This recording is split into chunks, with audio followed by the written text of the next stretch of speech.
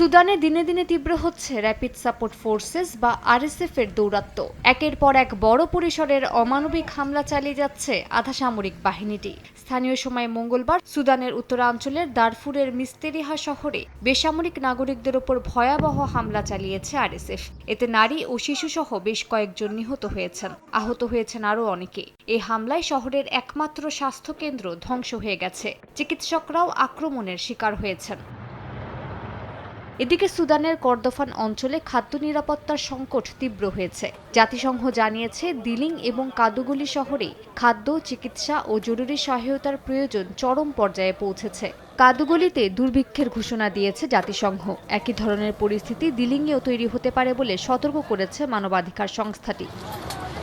সুদানের দক্ষিণাঞ্চলের একটি হাসপাতাল পরিদর্শনের সময় জাতিসংঘের ত্রাণ প্রধান টম ফ্লেচার বলেন, অঞ্চলটিতে তহবিল কমে যাওয়ার ফলে জরুরি স্বাস্থ্যসেবা ও মানবিক সহায়তা কার্যক্রম মারাত্মকভাবে ব্যাহত হচ্ছে। তিনি আন্তর্জাতিক সম্প্রদায়ের প্রতি জরুরি সহায়তা জোরদারের আহ্বান জানিয়েছেন যেন সংকট মোকাবিলায় দ্রুত পদক্ষেপ নেওয়া যায়।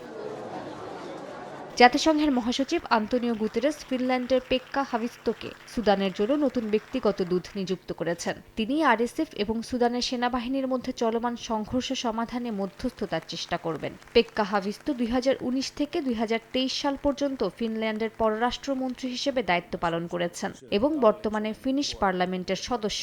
তিনি এর আগে 2005 থেকে 2007 সাল পর্যন্ত ইউরোপীয় ইউনিয়নের বিশেষ প্রতিনিধি হিসেবে সুদান শান্তি আলোচনায় যুক্ত ছিলেন।